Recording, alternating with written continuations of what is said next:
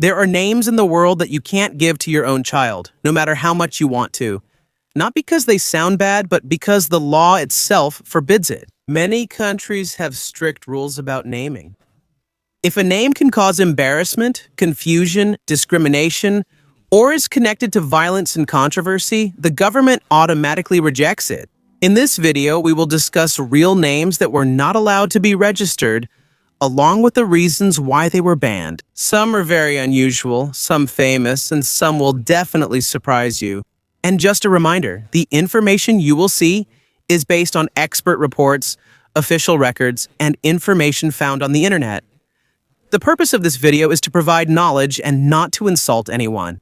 So if you're curious about which names can never be put on a birth certificate, you should probably watch until the end. But before we start, if you're new to our channel, please don't forget to subscribe so you'll always be updated with videos like this. Number 10, Rambo 10. 10 Rambo, 10 Rambo, number 10, Rambo, number 10 Rambo. 10 number 10 are...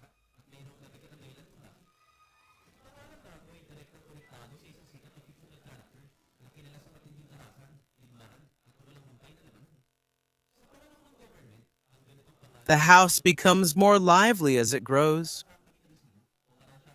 There are child welfare experts who say that a name has a significant impact on a person's psychological development, especially when it is related to experience. In addition, there are concerns that a child with this kind of name might be teased, stereotyped, or not taken seriously at school and in future jobs. Imagine a resume with the name Rambo. Some employers might not consider it professional. And because of this, some countries have chosen not to allow this name on official birth records. For the authorities, this is not a proper name. It's a symbol of violence and an extreme image that shouldn't be passed on to an innocent child. So, no matter how popular it is in movies and real life, not all the names of main characters can be used as your child's name. Number 9, Akuma. The name Akuma might sound cool to some, especially to those who love anime, games, and Japanese culture. Many people don't realize Akuma literally means demon or evil spirit, which has led to it being banned as a name in some countries. Name meanings matter to government and civil registries. When a name has a direct connection to evil, demons, or negative symbols, it is considered inappropriate for a child. There are beliefs that such a name may cause emotional harm, discrimination, and ridicule as the child grows up. Religious groups and child protection organizations strongly oppose this name. For them, it is unfair to give a child a name with a negative meaning that he may carry for life, even though he has done nothing wrong. Even in school, he could immediately be labeled or avoided because of the meaning of his name. In addition, in some cultures, they believe that a name is like a person's first identity, and giving a name with a bad meaning is considered an irresponsible decision by the parent. So, when you try to register it, the authorities automatically reject it. In other words, no matter how popular it is in fiction or pop culture, in the real world, a word that means demon is not allowed to be used as a legal name. Number 8, Jerusalem, Salim. Jerusalem is among the world's most significant and sensitive names. At first hearing, it may sound sacred, historical, and full of spiritual meaning. However, in the eyes of the law in some countries, it is a name that should not be given to a child because of its deep and complicated implications. Jerusalem is not just a city. It is the center of 3 major religions: Christianity, Judaism, and Islam. And for thousands of years, it has been a symbol of faith, politics, and endless conflict. Because of this, the name carries an emotional and ideological weight that a child cannot choose or defend. According to the authorities, giving the name Jerusalem to a child may result in an automatic association with religious or political beliefs, even if that is not the intention of the parents. In certain countries, this is seen as dangerous since it may cause discrimination. The child is not expected to be questioned or become the target of negative things while growing up. There are also documented cases where children with this kind of name have had problems at school and even at work because of people's sensitive reactions to their name alone. People often respond to the meaning of a child's name, rather than recognizing them as individuals. Aside from this, there are laws that clearly state it is prohibited to use names with strong religious or political meanings, especially if it could affect the mental and social well-being of the child. The government is responsible for preventing names that could be lifelong burdens. In the end, even if it is sacred to many, in legal matters, some countries have chosen to ban the name Jerusalem, not because it is bad, but because it is too heavy to impose on an innocent child. Number 7. Mona Lisa.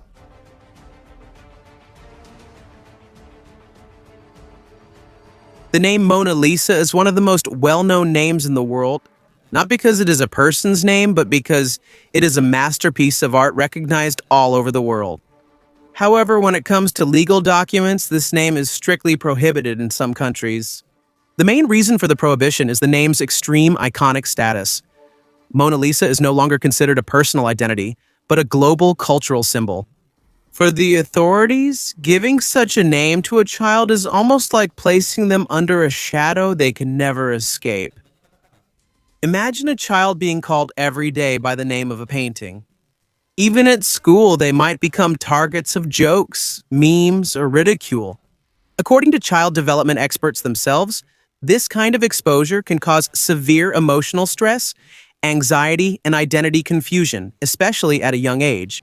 In addition, some governments believe that it is prohibited to use names that are extremely popular or connected to trademarks, artwork, or historical icons, because parents prioritize uniqueness over the welfare of the child. For them, a name should not be an experiment. There are also reports that children with this kind of name have difficulty with official processes such as enrollment, job applications, and legal identification, because people who see their documents often do not take them seriously. Legally, a name should provide protection and identification, not be a burden or lifelong joke.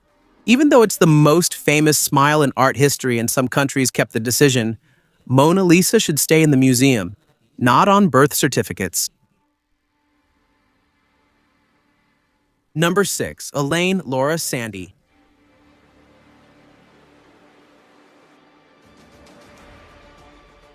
Elaine, Laura, and Sandy may seem like ordinary names at first. You often hear them in movies, television, or from classmates. However, some countries ban these names.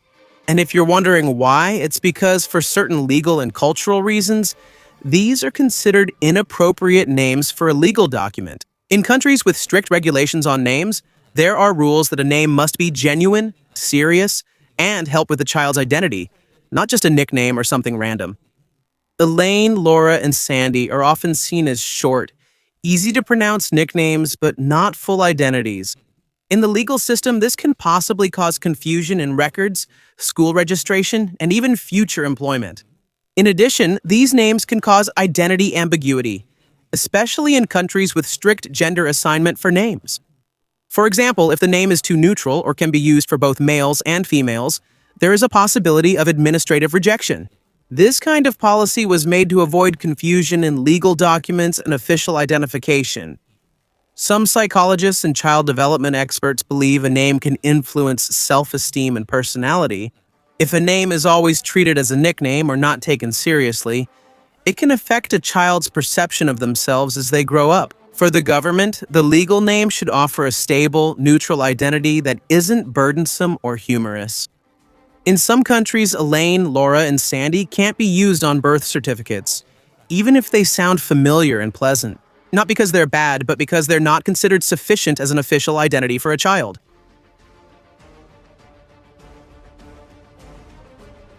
Taylor, Riley, and Quinn Wynn at number 5.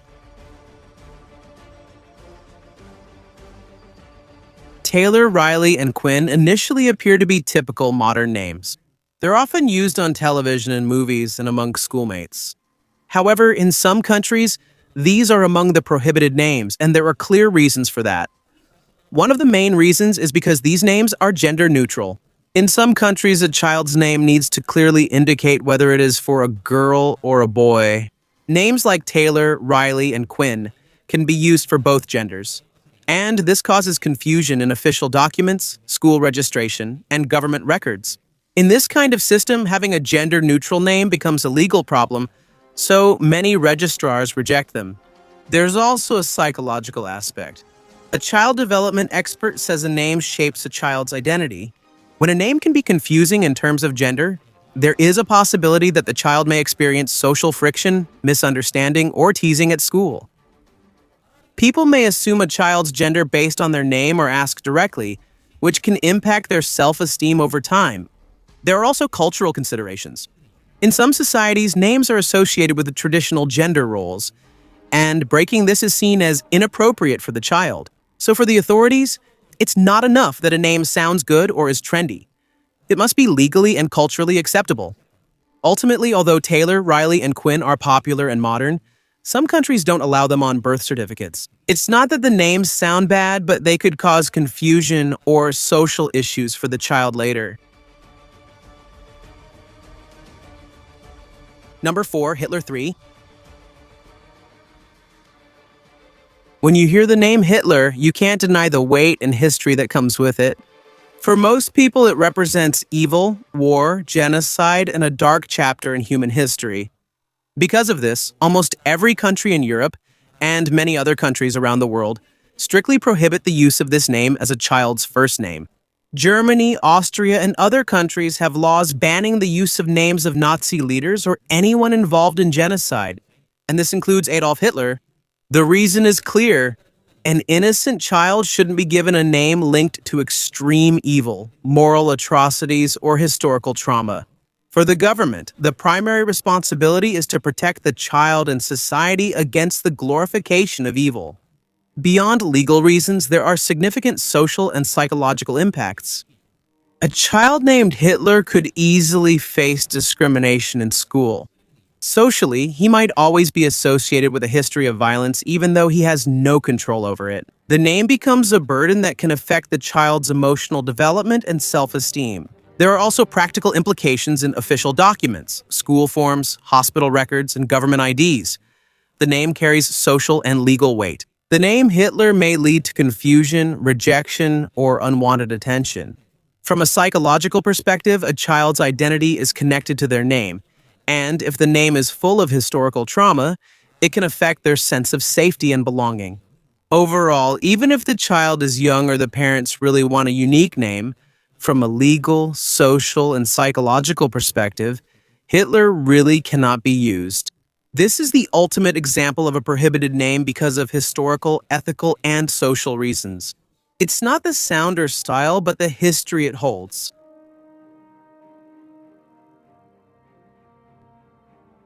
Number 3, Violet. When you hear the name Violet, you usually think of the color, the soft, elegant purple that's often used in fashion, interior design, or as the name of flowers. In many countries, violet is seen as beautiful, classy, and timeless. So many parents name their children after it. However, in some countries, this is one of the prohibited names, and there is a clear reason why. The main reason is because violet is a color name. In countries with strict naming laws, a child's name must be personal, serious, and represent the child's identity. It's not enough for it to just sound nice or attractive. The legal first name must provide dignity and protection to the child.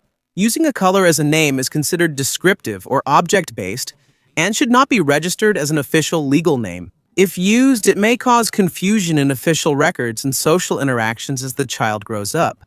It also has practical implications. In documents such as birth certificates, school registrations, and government IDs, the name should be clear and easy to use for identification. Violet as a child's name may be considered an object in some cultures, which can lead to jokes, misunderstandings, or confusion in administrative processes. For example, in school, the teacher or staff might wonder if it is a name or simply a descriptive label. In official processes, they might request clarification or legal review. Aside from legal and administrative aspects, there are also psychological perspectives. The child development expert says a name is vital for a child's identity and social growth. Naming a child after an object or color can make them more likely to face jokes, teasing, or discrimination. The child may feel stressed, lose confidence, or struggle to fit in socially. Long-term, this can impact their self-esteem, belonging, and emotional stability. There's also a cultural perspective. In some societies, there is a belief that a name should provide protection and dignity to the child, and should not cause shame or social disadvantage. That's why, although Violet is beautiful, familiar, and classy, some countries don't allow it as a legal first name. The reason is not because it sounds bad or unpleasant to the ear, but because it is not enough as a permanent, official identity for the child, and it may cause social, administrative, and psychological complications in the future. Number 2, Alvin.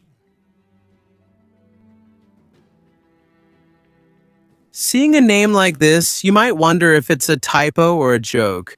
You're right at first glance. And this is also the reason why it's one of the banned names in Sweden, and one of the most famous cases of legal naming restrictions in the world.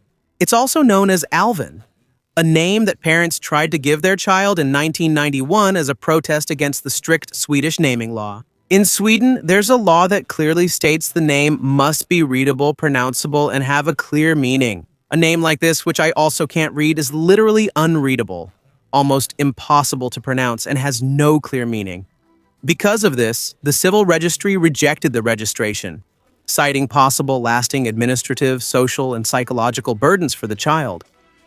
Imagine the child growing up having to explain their name to every teacher and classmate at school. In the hospital, every form will need clarification, and government documents may be rejected or delayed without legal recognition. The name causes ongoing confusion and jokes, potentially affecting the child's self-esteem and social life as they grow. Besides legal and practical reasons, there are psychological effects. According to the child development expert himself, a child's identity is first and foremost formed through their name.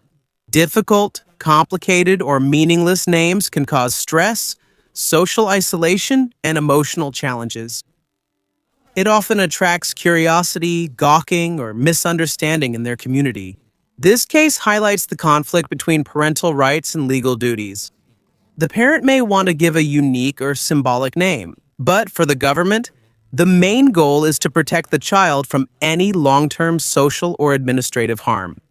Regardless of a parent's wishes or creativity, legally, socially, and psychologically, this cannot be a legal first name.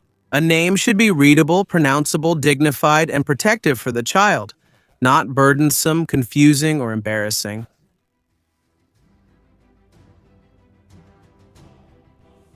Mayor, Duke, Princess.